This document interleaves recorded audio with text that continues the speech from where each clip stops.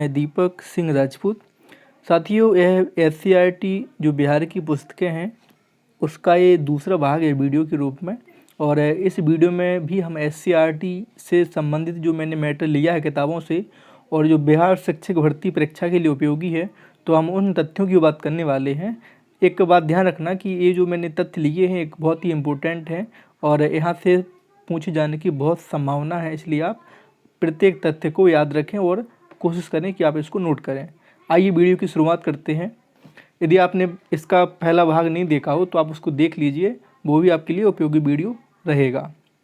साथियों, यदि हम बात करें तो इसमें पेज में जो हमारा राज्य बिहार नाम का ये टॉपिक है पाठ का, उसमें जलवायु की बात करें तो साथियों, बिहार के पूर्व में गर्म और आर्द्र जलवायु पाई जाती है एवं पश्चिम भाग में गर्म एवं शुष्क जलवायु मिलती है। तो जो पूर्व भाग है बिहार का, वहाँ पे गर्म और आर्द्र जलवायु, और जो पश्चिम भाग है वहाँ पर गर्म एवं शुष्क जलवायु मिलती है, आपको ध्यान रखना है। औसत तापमान की बात करें तो इसका जो औसत एवरेज टेम्परेचर है वो है 30 सेंटीग्रेड, और गर्मी में इसकी तापमान की बात करें तो वो होता है 40 डिग्री सेंटीग्रेड से अधिक होता है। ठीक है। सुपौल से दक्षिण सहरसा जिले तक लगभग 110 किलोमीटर तक का पूर्वी बांध और मधुबनी से दक्षिण खगड़िया तक 90 किलोमीटर तक के पश्चिमी बांध के बीच लगभग 10 किलोमीटर की चौड़ाई वाले क्षेत्रों के लोग वर्ष में लगभग 3-4 महीने दोहरी जिंदगी जीते हैं। इस बात का अर्थ क्या हुआ साथियों कि दोहरी ज़िंदगी जीते हैं, यानी वहाँ पर क्या होता है कि बाढ़ आती है ना, 3-4 महीने में तक बाढ़ का समय होता है, तो बाढ़ आती है इसलिए उनको काफ़ी समस्याएं आती हैं और उनका जीवन प्रभावित होता है, इसलिए कहा गया है कि वो दोहरी ज़िंदगी जीते हैं। ठीक है। कहाँ से कहाँ तक के लोग? आपके पूर्वी बांध और मधुबनी से दक्षिण खगड़िया तक 90 किलोमीटर तक के पश्चिमी बांध के बीच के लोग। ठीक है। और जो बाढ़ द्वारा लाई गई मिट्टी होती है उसको कहते हैं क्या? कौन सी मिट्टी? बलुआही मिट्टी। बाढ़ द्वारा लाई गई मिट्टी को बलुआही मिट्टी कहते हैं। और इसमें जो फसल होती है वो होती है परवल, ककड़ी, तरबूज, मिश्रीकंद, जिसको अरुआ कहते हैं। ठीक है। दोमट मिट्टी की बात करें तो इसमें जो फसल होती है वो होती है मक्का, दलहन और गेहूँ। ठीक है। साथियों, जो बहुत इंपॉर्टेंट फैक्ट है इसमें वो है टाल क्षेत्र। क्या? टाल क्षेत्र या ताल क्षेत्र। तो साथियों, पटना से पूर्व का एक बड़ा हिस्सा फतुहा से बढ़ैया मोकामा तक का जो क्षेत्र होता है उसे कहते हैं क्या? टाल क्षेत्र। कहाँ से कहाँ तक का? पटना से पूर्व का एक बड़ा हिस्सा जिसमें फतुहा से बढ़ैया मोकामा तक का क्षेत्र है जो ताल क्षेत्र कहलाता है। ठीक है। इस जो टाल क्षेत्र होता है इसमें खरीफ की फसल नहीं बोई जाती। कौन सी फसल नहीं बोई जाती? खरीफ की फसल नहीं बोई जाती। और ये जो यहाँ की जो दलदली ज़मीन होती है यहाँ पे दलहन और रबी की फसल बोते हैं। ठीक है। जिसमें रबी की फसल काफ़ी अच्छी होती है, ये ध्यान रखना। कौन? टाल क्षेत्र में। और इसका जो क्षेत्र क्या है? फतुहा से बढ़ैया मोकामा तक का जो क्षेत्र है उसे टाल क्षेत्र कहते हैं। ठीक है। आगे बात करते हैं तो पटना के निकट दियारा एवं जल्ला क्षेत्र सब्जियों के उत्पादन हेतु अनुकूल है। कौन सा क्षेत्र? पटना के निकट का दियारा एवं जल्ला क्षेत्र सब्जियों के उत्पादन हेतु अनुकूल है। बिहार में धान की खेती प्रमुख है। अगर पूछा जाए कि बिहार की प्रमुख खाद्यान्न फसल कौन सी है तो वो हो जाएगी धान, और उसके बाद गेहूँ इनका नंबर आता है। ठीक है। जूट से पाट का सामान बनाया जाता है। जूट से यदि कोई सामान निर्मित होता है तो वो कौन सा होता है? पाट का सामान भी निर्मित होता है जूट से। उत्तर पश्चिम में हिमालय की तराई में सोमेश्वर की पहाड़ियों में जंगल मिलते हैं। कहाँ पे जंगल मिलते हैं? तो उत्तर पश्चिम में जो हिमालय की तराई क्षेत्र होता है वहाँ पर सोमेश्वर की पहाड़ियाँ हैं। कहाँ पर हैं? हिमालय की तराई में, उत्तर पश्चिम क्षेत्र में। ये आपको ध्यान रखना है। यदि हम बात करें कि वाल्मीकि जो नगर अभयारण्य है ये किस जिले में है तो पश्चिमी चंपारण जिले में है। कैमूर अभयारण्य है रोहतास और कैमूर जिले में। राजगीर अभयारण्य है नालंदा जिले में। और गौतम बुद्ध अभयारण्य है गया जिले में। यह सारे जो फैक्ट बात कर रहा हूँ मैं, जो SCERT किताब है बिहार सरकार की 6 से 8 की, उनकी के मैटर की बात कर रहा हूँ तो आप इस मैटर को ध्यान से पढ़ें। भीम बांध अभयारण्य, यह खड़गपुर की पहाड़ियों के मध्य स्थित है। कौन सा? भीम बांध अभयारण्य। और जो कांवर झील क्षेत्र है यह किस जिले में है? यह है बेगूसराय जिले में। ठीक। संजय गांधी जैविक उद्यान, ये कहाँ पर है? पटना में। और पटना के दानापुर सैनिक छावनी के निकट गंगा तट पर साइबेरियन क्रेन, जो कि प्रवासी पक्षी होते हैं, ये भारी संख्या में पृथ्वीवश आते हैं। तो ये कहाँ पर आते हैं? पटना की दानापुर सैनिक छावनी के पास गंगा तट पर कौन आते हैं? साइबेरियन क्रेन, जो सारस होते हैं, प्रवासी पक्षी होते हैं, ये यहाँ पर प्रतिवर्ष आते हैं। ठीक है। गंगा और सोन नदी के दियारे में उगी लंबी घासों के बीच नीलगायों को दौड़ते हुए देखा जा सकता है। तो जो नीलगाय जहाँ पर दौड़ते हुए देख सकते हैं इनको, तो वो कौन सा क्षेत्र है? गंगा और सोन नदी के दियारे में जो वहाँ पर लंबी घास होती है वहाँ पर नीलगाय आपको देखने को मिल जाएगी। विष्णुपद मंदिर एक किस जिले में है? तो यह गया जिले में स्थित है। और यह मंदिर है काली पत्थरों से निर्मित है। और इसको जो बनवाया था वो अहिल्याबाई ने बनवाया था। और यहाँ पर हर साल अश्विन माह के कृष्ण पक्ष में पितृपक्ष का मेला लगता है जो 15 दिन तक चलता है। ठीक है। तो ये काफ़ी इम्पोर्टेंट मंदिर है, यहाँ से प्रश्न आते हैं। विष्णुपद मंदिर इसका नाम इसलिए है क्योंकि यहाँ पर भगवान विष्णु के पद चिन्ह हैं यहाँ पर, इसलिए इसका नाम विष्णुपद मंदिर है। ठीक है। तो जो मेला लगता है वो किस माह में लगता है? अश्विन माह में। और जो पक्ष है वो कौन सा? कृष्ण पक्ष। ठीक है। और इसको पितृपक्ष का मेला भी कहते हैं, ये आप ध्यान रखना। ठीक। शांति स्तूप जो कि राजगीर में स्थित है, और राजगीर आपको पता है नालंदा जिले में स्थित है। तो जो शांति स्तूप जब जाते हैं तो रज्जू मार्ग से होकर जाते हैं। किस मार्ग से? रज्जू मार्ग से होकर जाते हैं। और जो जल मंदिर है साथियों कहाँ पर है? पावापुरी में। और इस जल मंदिर में जो पावापुरी स्थान है ये किससे संबंधित है? भगवान महावीर से संबंधित है। और ये पावापुरी आपको पता ही है, यहाँ पर भगवान महावीर स्वामी को महापरिनिर्वाण प्राप्त हुआ था। कहाँ पर? पावापुरी में। ककुलत जलप्रपात ये नवादा जिले में स्थित है और यह ठंडे जल के लिए प्रसिद्ध है। कौन? ककुलत जलप्रपात, जो कि कहाँ पर है? नवादा जिले में। ठीक है। जरासंध का अखाड़ा ये भी कहाँ पर है? राजगीर में, जो नालंदा जिले में आता है। महाबोधि मंदिर के निकट एक सरोवर है, उसका नाम क्या है? मुचलिंद सरोवर। क्या नाम है इसका? मुचलिंद सरोवर इस सरोवर का नाम है। कहाँ पर है? महाबोधि मंदिर के निकट। ठीक। सासाराम राष्ट्रीय राजमार्ग संख्या 2 के किनारे रोहतास जिला का मुख्यालय है। कहाँ पर है? तो रोहतास जिले का मुख्यालय कहाँ पर है? सासाराम में। और यहाँ से दिल्ली हावड़ा को जोड़ने वाली ग्रैंड कोड रेलवे लाइन निकलती है। कौन सी? ग्रैंड कोड रेलवे लाइन निकलती है। ठीक। अब हम बात करते हैं कि कौन सी भाषा किस क्षेत्र में बोली जाती है साथियों। तो जो मगही भाषा है, कौन सी भाषा है? मगही भाषा है, यह पटना, गया और नालंदा क्षेत्र में बोली जाती है। और जो बज्जिका भाषा है यह बोली जाती है वैशाली, मुजफ्फरपुर। और जो मैथिली है वो दरभंगा, मधुबनी। और अंगिका भाषा मुंगेर, भागलपुर। और भोजपुरी भाषा भोजपुर और रोहतास। ठीक है। तो इसको आपको याद रखना है कि जो भोजपुरी है वो भोजपुर क्षेत्र रोहतास आ गया, अंगिका मुंगेर और भागलपुर, मैथिली मधुबनी दरभंगा, वज्जिका वैशाली और मुजफ्फरपुर। और जो मगही है वो पटना, गया, नालंदा में। ठीक है। तो ये काफ़ी महत्वपूर्ण फैक्ट को आप याद रखना। ठीक है। और कांके ये क्या है? पागल खाना है। कांके क्या है? पागल खाना है। और साथियों बिहार राज्य ये बात की जाए तो मध्य गंगा के मैदान में स्थित है। कहाँ पर है? मध्य गंगा के मैदान में स्थित है। ठीक है। और प्रदेश के मैदान में गंगा नदी है जो वो पश्चिम से पूर्व दिशा में बहती है ना। अगर आप प्रश्न आ सकता है आपके पास कि जो गंगा नदी है बिहार राज्य में किस दिशा में बहती है? पश्चिम से पूरब की ओर, पूरब से पश्चिम, उत्तर से दक्षिण। तो आपका जो सही उत्तर हो जाएगा वो क्या हो जाएगा? पश्चिम से पूरब की ओर गंगा नदी बहती है। ठीक। गंगा में उत्तर से जो नदियाँ मिलती हैं उनके नाम क्या क्या हैं?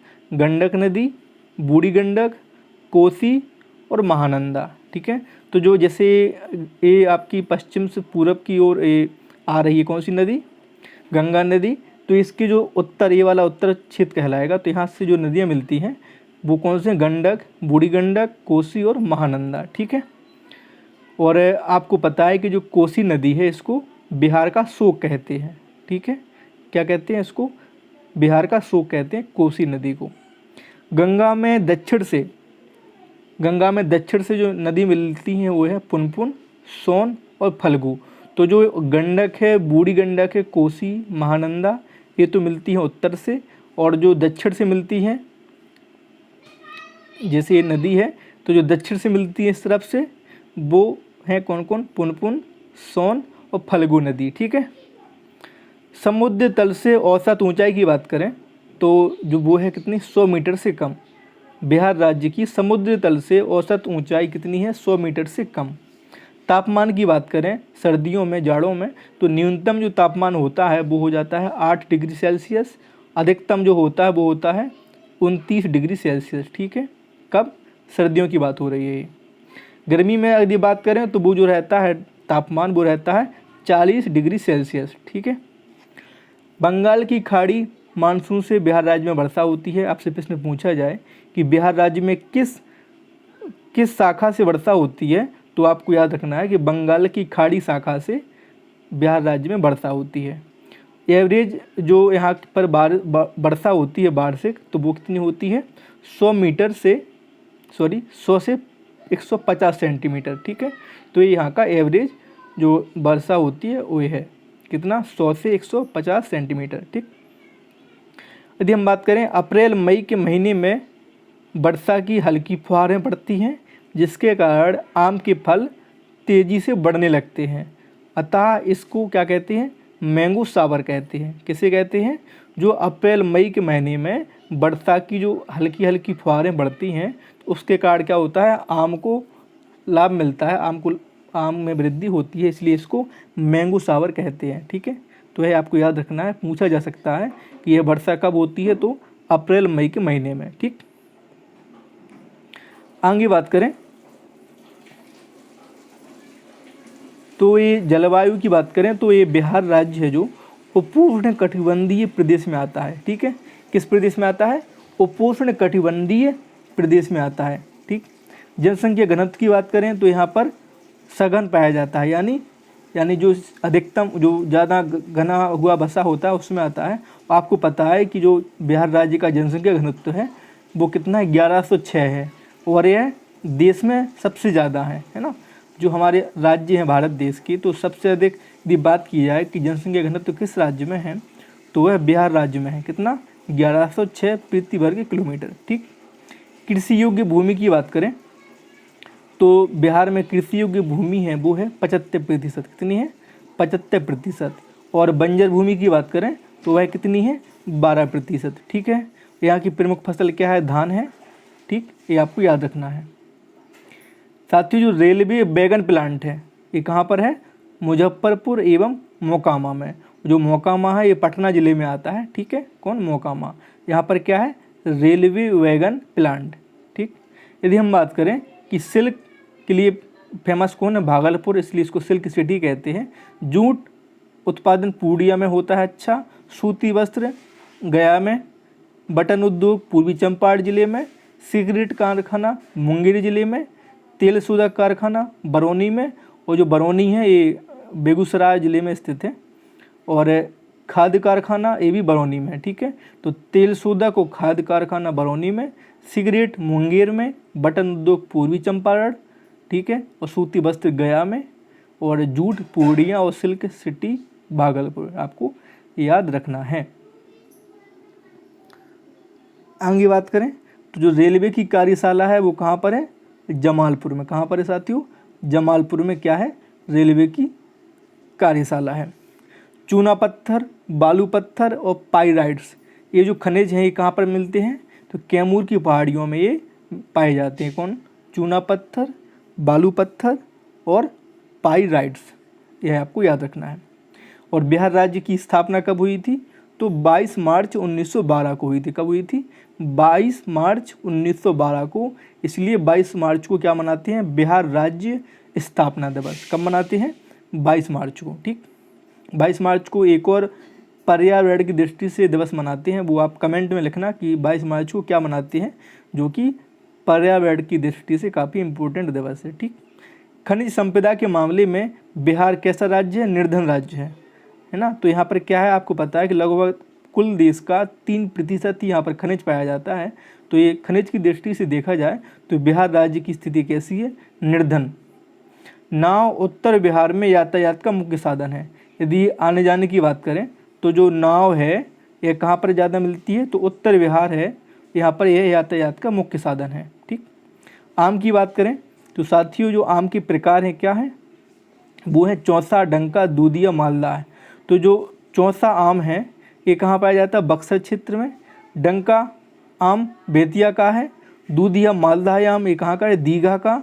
और जर्दालू आम पाया जाता है भागलपुर में। तो ये आम की किस्म है जिनके लिए ये ज़िले फेमस हैं, ये क्षेत्र फेमस हैं। तो चौसा आम बक्सर में, और डंका आम बेतिया में, और दूधिया मालदा आम दीघा में, और जर्दालू आम भागलपुर में। आपको ये ध्यान रखना है। ठीक, हम बात करें कक्षा 7 की हमारी दुनिया से संबंधित जो किताब है हमारी दुनिया, उसके महत्वपूर्ण फैक्टों की। तो इसमें हम बात करते हैं कि इसमें जो लिखा हुआ है कि साथियों वायुमंडल ऊपर से नहीं बल्कि नीचे से गर्म होता है। यह आपको याद रखना है, जो वायुमंडल है ये कभी भी ऊपर से गर्म नहीं होता है, जबकि ये नीचे से गर्म होता है। ठीक, यदि हम बात करें वायुमंडल में तो ऑक्सीजन की मात्रा कितनी है? 20.99%। कितनी है? लगभग 21%। और यदि आंकड़े पूछे जाए फिक्स राइट आंकड़े तो 20.99%। ठीक है, कार्बन डाइऑक्साइड की बात करें तो 0.03%। कितनी? 0.03% वायुमंडल में कार्बन डाइऑक्साइड की मात्रा है। बरेला झील कहाँ पर है? तो वैशाली जिले में है। और वाटरमैन ऑफ इंडिया किसे कहते हैं, यानी जल पुरुष किसे कहते हैं, भारत की जल पुरुष? तो वो कहते हैं राजेंद्र सिंह को। किसको कहते हैं? राजेंद्र सिंह को। ठीक है, सॉस जो कि एक डॉल्फिन है, यह गंगा नदी की सफाई का प्राकृतिक स्रोत है। कौन? Sauce dolphin. ठीक है, और लद्दाख क्षेत्र की सामान्य ऊंचाई की बात करें तो कितनी है? 3600 मीटर है। कितनी है साथियों? 3600 मीटर है। अधिक ऊंचाई के कारण लद्दाख की जलवायु शीतल है। कैसी है? शीतल है। नखलिस्तान या मरुद्यान, नखलिस्तान को मरुद्यान भी कहते हैं, आप ये ध्यान रखना। तो रेगिस्तान में हरियाली व जल वाला क्षेत्र है ना। जो रेगिस्तान में जहाँ पर हरियाली होती है तो उस क्षेत्र को क्या कहते हैं? नखलिस्तान या मरुद्यान। तो रेगिस्तान में हरियाली व जल वाला जो क्षेत्र होता है उसको कहते हैं नखलिस्तान, है ना। ये आपको ध्यान रखना है। मरुद्यान तो आपको नाम पता होगा, पर नखलिस्तान आपको नाम पता नहीं होगा, है ना। तो ये आप ध्यान रखना है इसका। यदि हम बात करें केरल प्रदेश के बारे में, क्योंकि ये जो चैप्टर है वहाँ पर केरल प्रदेश के बारे में भी लिखा हुआ है। तो ये जो केरल प्रदेश है साथियों, भारत की पश्चिमी तट पर स्थित है केरल राज्य। और इसके पूर्व दिशा में, केरल के पूर्व दिशा में पश्चिमी घाट की नीलगिरी और अन्नामलाई की पहाड़ियाँ हैं। ठीक है, कौन सी पहाड़ियाँ हैं? पश्चिमी घाट की और नीलगिरी की, पश्चिमी घाट की नीलगिरी और अन्नामलाई की पहाड़ियाँ हैं। कहाँ पर? केरल की पूर्वी दिशा में। और पश्चिम दिशा की बात करें तो यहाँ पर क्या पाया जाता है? अरब सागर। ठीक है, केरल को गॉड्स ऑन कंट्री भी कहा जाता है। ठीक है, ये आपको पता होना चाहिए कि गॉड्स ऑन कंट्री किसे कहते हैं? तो केरल को कहते हैं। केरल के रेतीली मैदानों के पूर्वी भागों में उपजाऊ कॉप मिट्टी का मैदान है ना। तो जो रेतीली मैदानों का जो पूर्वी भाग है यहाँ पर कॉप मिट्टी पाई जाती है, जो कि काफ़ी उपजाऊ होती है। ठीक है, तापमान की बात करें केरल के तो गर्मियों में इसका जो तापमान है वो 32 डिग्री सेल्सियस होता है, और शीत ऋतु में 23 डिग्री सेल्सियस होता है। ठीक है, और केरल राज्य का पता ही आपको कि यहाँ पर नौका दौड़ का आयोजन होता है। कौन सी दौड़? नौका दौड़ का आयोजन होता है। यहाँ के वार्षिक तापांतर की बात करें तो 2 डिग्री सेल्सियस से 5 डिग्री सेल्सियस तक, है ना। तो इस प्रकार आप देख पा रहे हैं कि जो यहाँ की जलवायु होती है वो कैसी होती है? सम होती है। ठीक, औसत वार्षिक वर्षा यहाँ पर कितनी है? तो 200 सेंटीमीटर है। यहाँ की जो औसत वार्षिक वर्षा है 200 सेंटीमीटर है। वो आपने बिहार की देखी थी, बिहार की कितनी थी आप बताइए? तो वो थी 100 से 150 सेंटीमीटर, है ना। कितनी थी? 100 से 150 सेंटीमीटर यहाँ की औसत वार्षिक वर्षा थी। जलवायु की बात करें तो यहाँ की जलवायु कैसी है? उष्ण आर्द्र मानसूनी। कैसी है? उष्ण आर्द्र मानसूनी। और मुख्य खाद्य फसल क्या है? यहाँ की धान है। बिहार की भी क्या है? धान है मुख्य खाद्य फसल। और केरल की भी क्या है? धान है। और देखो धान में तो समानता है, पर शिक्षा में देख पा रहे हैं कि केरल सबसे टॉप पर आता है और बिहार का जो स्थान है शिक्षा में वो सबसे नीचे है। और यहाँ की नृत्य नाटक की बात करें तो वो क्या है? कथकली। कथकली कहाँ का? केरल का। केरल का जो नृत्य नाटक है उसको क्या कहते हैं? कथकली। और जो प्रसिद्ध नृत्य है यहाँ का है वो है मोहिनीअट्टम। साथियों ये जो भी आंकड़े मैं बता रहा हूँ आपको, ये मेरी तरफ से कुछ भी नहीं है। ये जो आंकड़े दिए गए हैं ये सरकार की जो SCERT पुस्तक है हमारी दुनिया कक्षा 7 की, उसमें ये लिखा हुआ है। ठीक। तो और कलारीपयट्ट शैली एक, इसको क्या कहते हैं? ये मार्शल आर्ट है। ये मार्शल आर्ट को क्या कहते हैं? कलारीपयट्ट शैली। और जो प्रसिद्ध खेल है यहाँ का वो है मलखम्ब। और सबरीमाला मंदिर यहाँ का प्रसिद्ध तीर्थ स्थल है। कौन सा? सबरीमाला मंदिर। ठीक है। और कागज़ का कारखाना यहाँ पर कहाँ पर है? तो पुन्नालूर में कागज़ का कारखाना है। और जो अलवाय स्थान है वहाँ पर क्या है? एल्युमिनियम कारखाना। कहाँ पर? अलवाय में। ठीक है। यदि हम बात करें केरल की प्रमुख औद्योगिक नगर की तो तिरुवनंतपुरम, अलवाय, पुन्नालूर और कोझिकोड एक क्या है? यहाँ के प्रमुख औद्योगिक नगर हैं। कहाँ के? केरल के। तिरुवनंतपुरम तो राजधानी है, अलवाय, पुन्नालूर और कोझिकोड यहाँ के औद्योगिक नगर हैं। केरल में लेगून झीलें पाई जाती हैं। कहाँ पर? केरल में लेगून झीलें मिलती हैं। और यहाँ की एक विशेषता क्या है कि यहाँ पर जो भोजन है केरल में, एक केले के पत्ते पर भोजन परोसा जाता है। कहाँ पर? केरल में। ठीक है। तो केरल से आपको केले याद रहेगा। और केराली मसाज ये यहाँ की एक प्रकार की चिकित्सा पद्धति का नाम है। क्या? केराली मसाज। तो केरल से बनाया है केराली मसाज, एक प्रकार की यहाँ की क्या है? चिकित्सा पद्धति है। साथियों आपको पता होना चाहिए कि जो मैं बता रहा हूँ ये जो बिहार की SCERT पुस्तक है 6 से 8 उसका निचोड़ है। और जो मुझे लगा महत्वपूर्ण बिंदु वो मैं बता रहा हूँ। ठीक है। तो इसको आप ज़रूर देखें बिहार शिक्षक भर्ती की यदि आप तैयारी कर रहे हैं तो। और यह कुल जो PDF है लगभग ये 60 पेज की है ना। अभी हम लोग पहुँचे हैं 13 पेज पर, तो आप समझ पा रहे हैं कि कितना मैटर दिया गया है इसमें। ठीक है। केरल की खान पान की बात करें तो यहाँ पर चावल, इडली, डोसा, सांभर, पुट्टे, उत्पम, अवियल, उपमा, अटपम, नारियल से बनी खाद्य सामग्री पाई जाती है। और मछली एवं समुद्री उत्पाद भी यहाँ पर क्या है? ये केरल का खान पान है। ठीक है। केरल में उपज की बात करें तो क्या क्या होता है? पता है कि इसको मसालों के लिए प्रसिद्ध है। तो चावल हो गया, नारियल, काली मिर्च, कहवा, काजू, इलायची, रबड़, चाय, सुपारी, गरम मसाले। ठीक है। ये आपको पता होना चाहिए। अब हम बात करते हैं केरल की बात को छोड़ के कि वायु दाब को किस में मापते हैं? तो वायु दाब को मिलीबार प्रति वर्ग सेंटीमीटर में मापते हैं। ठीक है। और विश्व की मुख्य स्थानीय पवनों की बात करें तो जो लू है वो भारत के विशाल मैदान में चलती है। ठीक है।